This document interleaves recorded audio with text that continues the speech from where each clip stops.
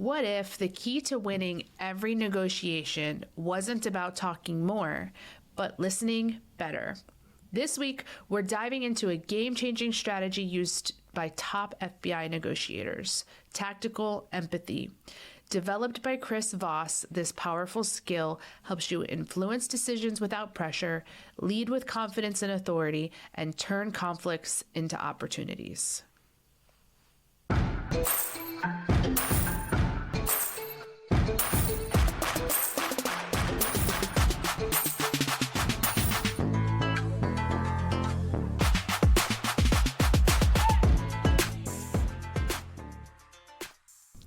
Lady bosses, are you working even after putting the kids to bed but still not getting results? Are you tired of spending money on ads that aren't getting engagement? Do you feel burdened that you aren't fulfilling your purpose in life because you are so consumed with work? I'm your host, Brooke Boltz. I'm an attorney and founder of Boltz Legal. I started my business and in 1 year was bringing in 7 figures and am now bringing in multi-7 figures. And I'm your co-host, Rachel Boltz, owner of Boltz Media. I've helped many businesses build their online presence and increase their revenue through digital marketing. Want to hear how we did it? We are here to help you achieve your goals personally, professionally, and spiritually. So kick off your high heels, sit back, and let's ignite that passion. We're Miss Biz, where we're putting the Miss in biz. Let's get biz done. Tactical empathy is more than just understanding someone's perspective. It's about actively recognizing and verbalizing their emotions in a way that makes them feel heard and validated. It's a strategy that allows you to navigate through conversations, build trust, and steer negotiations in your favor without aggression or compromise. Chris Voss describes it as emotional intelligence on steroids. Instead of pushing logic, you lead with empathy, creating an environment where the other party feels understood, making them more likely to collaborate and align with your goals. And as businesswomen, you're constantly negotiating, whether it's with clients, vendors, employees, or even yourself. Tactical empathy allows you to build stronger relationships, de-escalate conflicts while maintaining control, establish executive presence by mastering calm, controlled communication, influence decisions without force or manipulation. And this is easier said than done, for sure. But once you get it down, it can really make a big impact in how your business is ran and also the relationships that you have. So imagine a dissatisfied client who's expressing their frustration. Instead of reacting defensively, you say, "It sounds like you're feeling unheard and frustrated with the service." This instantly makes them feel validated, opening the door for a constructive resolution. I recently had a situation like this occur where it was a website referral came to me, and what the root cause is he was upset because he couldn't afford a $3,000 website. And he didn't understand a lot of the terms that I was saying, especially when I spoke about like conversions specifically. And I said, "Listen, I understand that you're frustrated. I really want to help you. We can figure something out, but I want to develop something that's high quality for you so that you're able to get clients and optimize your online presence. And we can work out the details." Now, whether that meant like building a page at a time, putting them on a payment plan, something to that extent, because at the end of the day, I genuinely wanted to help him. Some people would respond to that situation and be like, "My price is my price. I'm not getting lowballed." So God bless you. Thank you. So, being able to kind of see what the root cause of the problem is and being able to respond versus react can really make a big difference in how people relate to you and perceive your business. When someone says to me, like if I'm frustrated with someone's service or something and I'm expressing that and someone says to me, "It sounds like you're feeling blah, blah, blah." Sometimes though, I feel like they are trying to be my counselor or like doing some, I don't know, just, it doesn't feel like they're taking accountability or responsibility for however they wronged me, and they're just trying to project it on me like, oh, I'm sorry you feel that way, or it sounds like you're feeling this way, and it's like, yeah, I'm feeling this way because you did something wrong. So I don't know, this Chris Voss thinks that it de-escalates. For me, I think there may be some different phrasing than it sounds like you're feeling. What I maybe would say is something like, am I understanding you correctly that you're feeling this? Or just want to make sure I understand how you're feeling. Is this how you're feeling? Or something like that. But this, for whatever reason, that it sounds like is something I've heard taught in like counseling, mental health kind of things. And to me, it makes me feel like, you're not my counselor. You know, like, I don't know. What do you think? So I think if you're the business, or if you're the business that has the service that the client is dissatisfied with, you have to acknowledge their feelings. You have to show some sort of empathy. You also have to take accountability as well. If there's something, even if you did everything according to your standard operating procedure, there might be some things that you can fix. You know, maybe something to make the client experience a little bit more better. So I think taking accountability is huge, and really getting to the root cause of the problem. Right. So if someone's frustrated just because they can't afford it, that's one thing. But if they're frustrated because you made a mistake, then I think what you said about accepting responsibility and taking accountability is equally important to just saying, oh, it sounds like you feel this way. Yeah, I mean, if you did something wrong, then you have to make it right. You have to make up for it in some way, so the client comes away with a positive experience. Do you love the Miss Biz podcast? Because we love you. Here's 3 things you can do to show your support. 1, write us a review. Apple, Spotify, and Google My Business are the best platforms to write a review. 2, follow us on social media. Our handle is @MissBizPodcast. 3, join our Facebook group, Miss Biz Nation, for exclusive content and behind-the-scenes footage. Also, ask questions related to your business and discuss topics from our episodes. So, in regards to tactical empathy, team leadership is another area where you can apply this skill to. So a team leader feels overwhelmed with workload.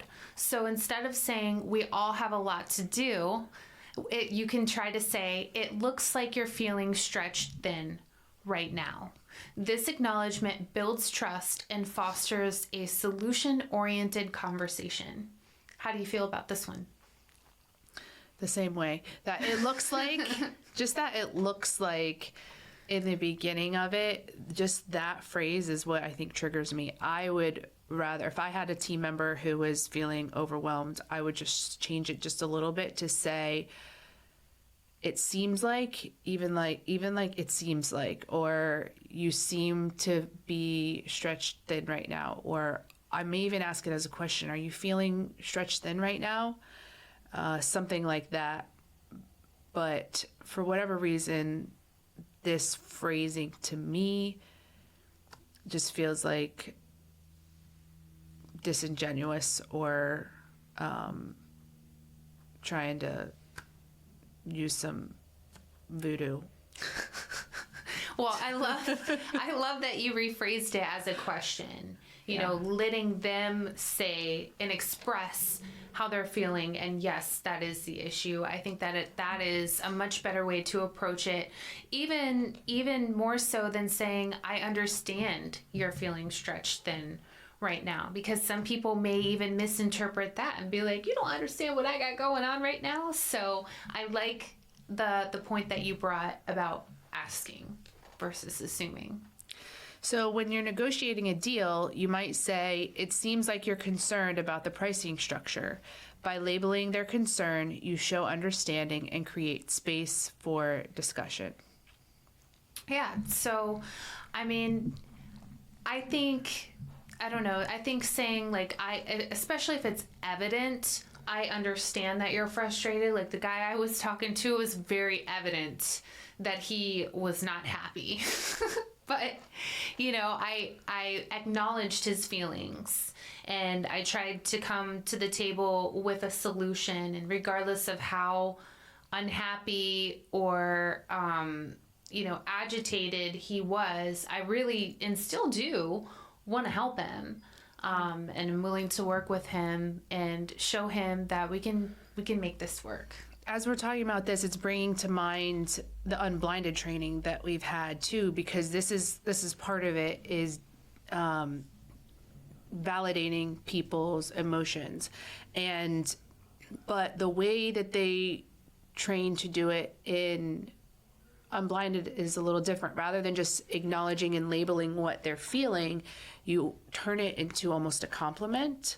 So in your situation with the person who does not have the money, you could say something like, I can see that you care very much about quality, but also the price of the product you're purchasing, or something. Like, I can see that this is important to you. I can see that you value, what's the word for, like, frugalness, or, something. Like, I can see that you value or that you care very much about your business because you also care so much about what it looks like in the price or whatever. So you turn it into a compliment as opposed to just saying, I see you're very frustrated. You see the difference? Like, that's kind of what I think for me trigger me less when they're throwing a compliment at me versus just telling me what's obvious. You look frustrated. Right. Anyways. Yeah, I think that's a good approach. With this person, I didn't have any sort of background information on them. We had never spoken previously. So for me, I think if I would have went that approach, he might have thought I was just trying to throw fluff. But I think the example that you're giving is really good if you have met that person before or have developed some type of rapport with them. Yeah, different tactics for different situations. Yeah. So how you cultivate tactical empathy and executive presence, one of the main techniques is to listen for emotions, then reflect back using different phrases. So like you had said in regards to asking questions, or I know you don't like this one, but it sounds like you're upset. So you want to make sure that you listen, because sometimes even when people are talking, the words that they use out of their mouth might not indicate anything, but by their tone, you can tell that there is something underlying that is not good. Yes, level 5 listening. You got to figure out what they're really saying that they're not saying. So also mastering the pause. It's a technique where after labeling the emotion, you pause and let silence work its magic. This gives the other person space to process and often encourages them to reveal more. I think this is a very good technique, honestly. And in other cultures, this is pretty common. Here in America, we almost find silence to be uncomfortable. So then we will start talking and really start talking about nothing just because we don't like the awkwardness of it. But it's actually very common in some other countries for people to be perfectly quiet during a dinner. Yeah. In addition to being the host of the Miss Biz podcast, I also own and operate a law firm in Florida called Bolts Legal. I wanted to make sure my listeners knew that you are invited to reach out to me with any legal issues you may have. I practice in the area of personal injury, home insurance disputes, and medical revenue recovery. However, whatever legal issue you may have, please always feel free to reach out. If I can't help you personally, I'll help you find someone who can. I'm licensed in the states of Florida and Texas, but even out of state, I have connections and know people in those places, and I'm happy to help guide you in any way I can. The best way to reach me is through the contact page on my website, boltzlegal.com. That's BOLTZ legal.com, and simply fill out the contact form, which comes directly to me and my email. I look forward to connecting with you, and thank you so much for listening to Miss Biz.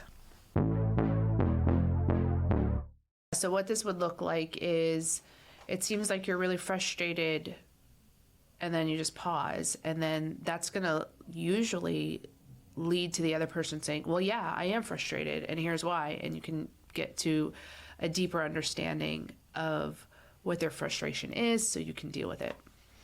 And one of the next skills is mirroring. And Unblinded talks about this a lot too, where you will repeat the last few words the other person said to prompt them to expand on their thoughts. This is going to deepen the conversation and reinforces that you're fully engaged. Yeah, we did this on one of our prior podcasts where you and I went back and forth and just repeated the last three words.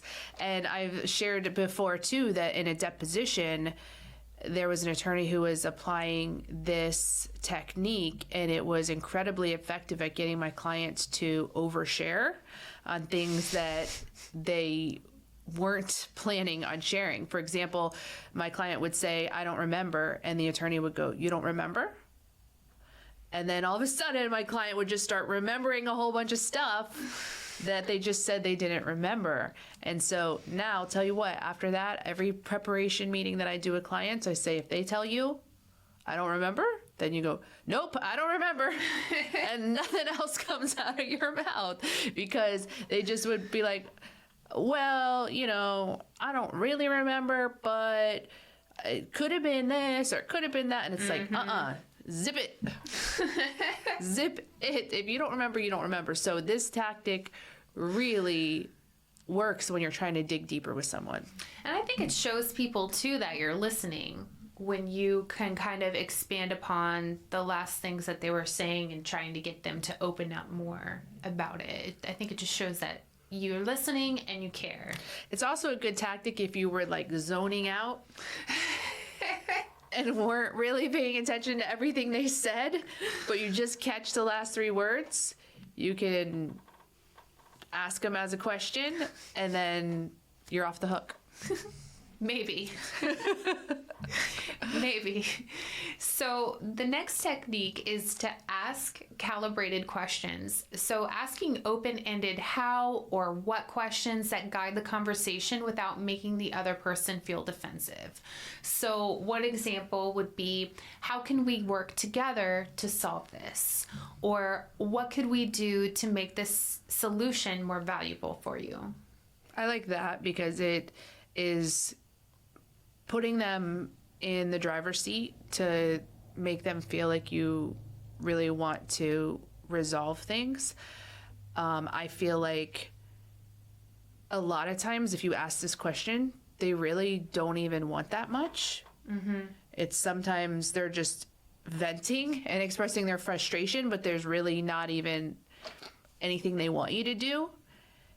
And so when you put it on them that way and they realize, well, it really wasn't your fault, there's really nothing that can be done, it's just the situation is what it is, then they're like, well, it's fine, there's nothing really to be done, and you can start moving past it, I think. Yeah, I agree. And this is a really good technique too if you're doing an interview.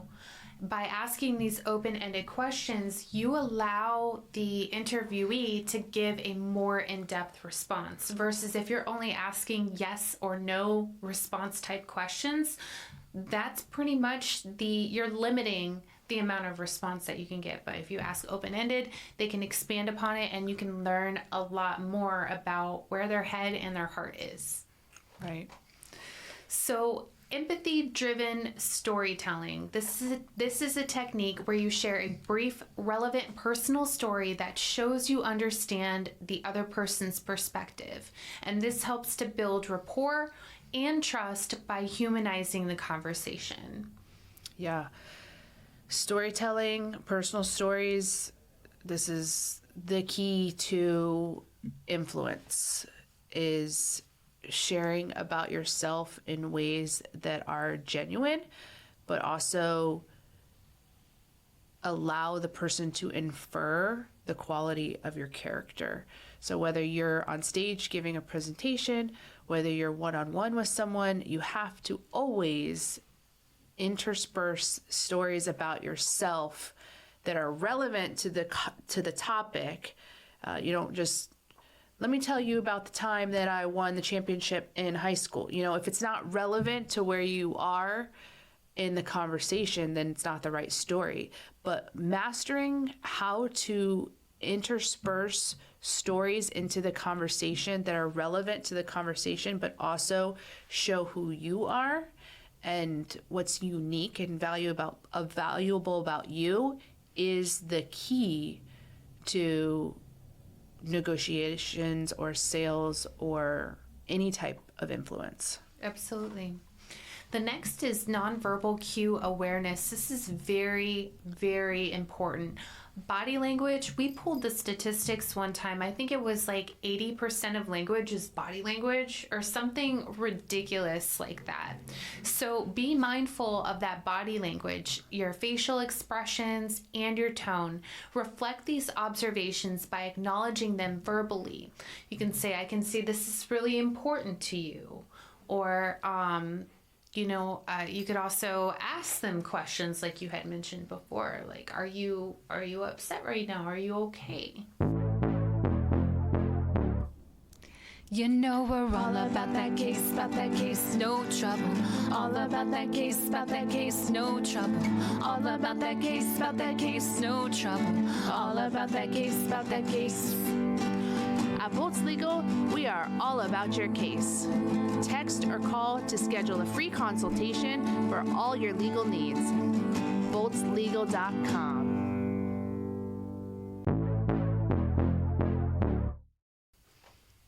Yeah. So executive presence is the ability to command a room, inspire confidence, and lead with authority. Tactical empathy strengthens your executive presence by making you a better listener and communicator. By actively listening and empathizing, you communicate more clearly and effectively, making your ideas resonate with your audience. It also helps you maintain calm and composed in high-stakes situations. Tactical empathy helps you to stay, to basically reinforce your authority and your reliability as well.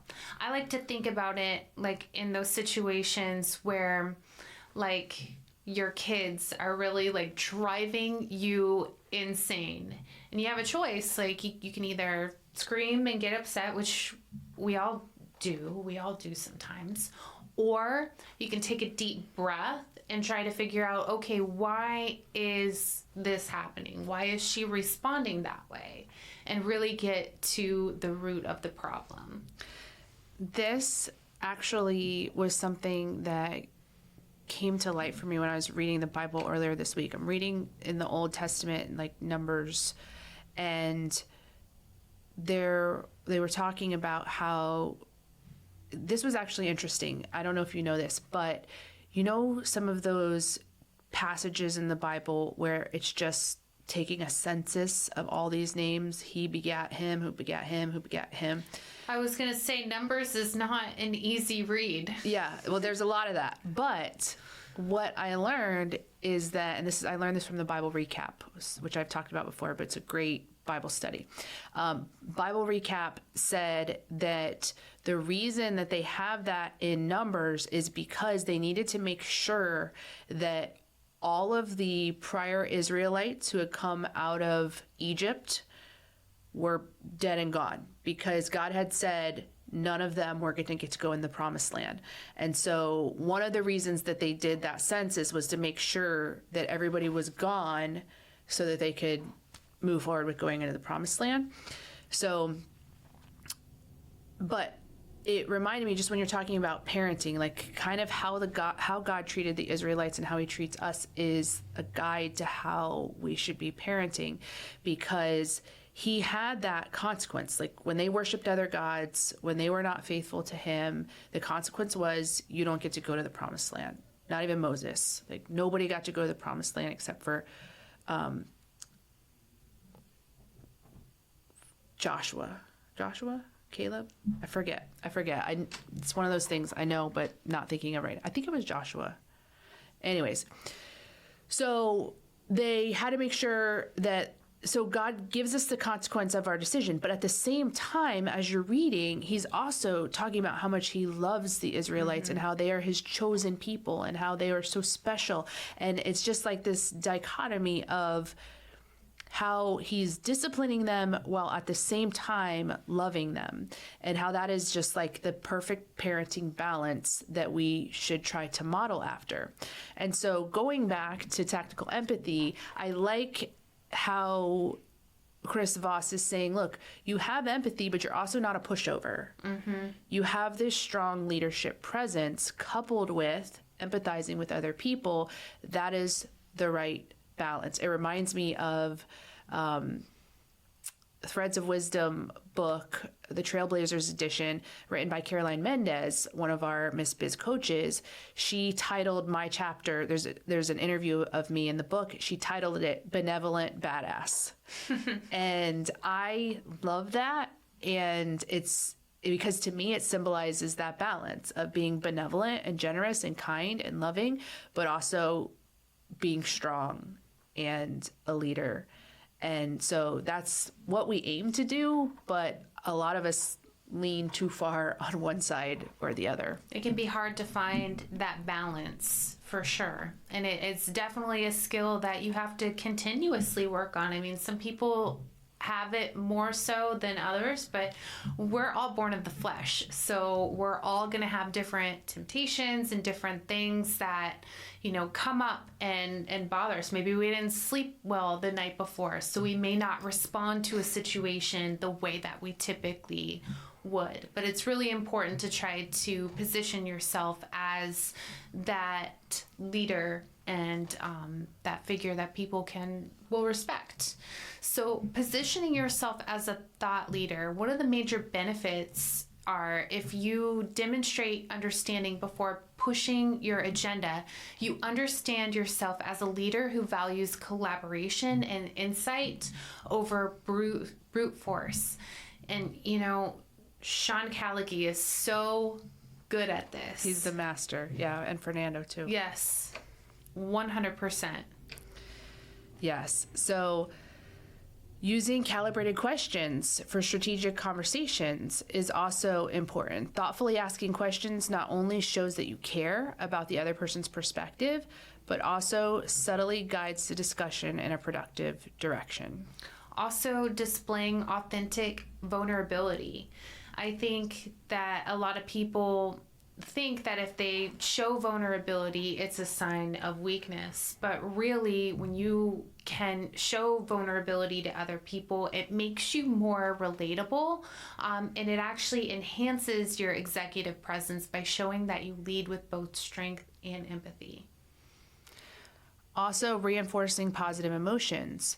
Acknowledge and amplify positive sentiments during your interactions.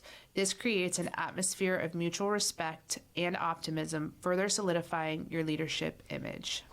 So I know we've done a lot of talking about what tactical empathy is, how you can apply it, but we've created a tactical empathy worksheet that's going to walk you through identifying key negotiation or leadership situations in your business, practicing and labeling mirror techniques, and strategies for improving executive presence. So if you're interested in this worksheet, please send us an email to missbizpod@gmail.com with the subject line Tactical Empathy, and we'll send it to you.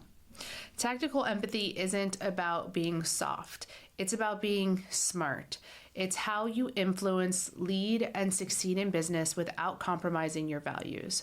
By mastering the skill, you'll strengthen relationships, negotiate better deals, and elevate your executive presence. So if you found today's episode valuable, please share it with a fellow businesswoman or even a businessman. And don't forget to subscribe so that you never miss an episode. We appreciate you and are honored to be on this journey with you. We can't wait to help you, to encourage you, and show you how to grow personally, professionally, and spiritually. If you found Miss Biz helpful, please leave a review and share with others. You can follow us on social media at Miss Biz Podcast. For legal questions or services, please visit boltslegal.com. And for digital marketing needs, please visit boltsmedia.com. Let's get biz done.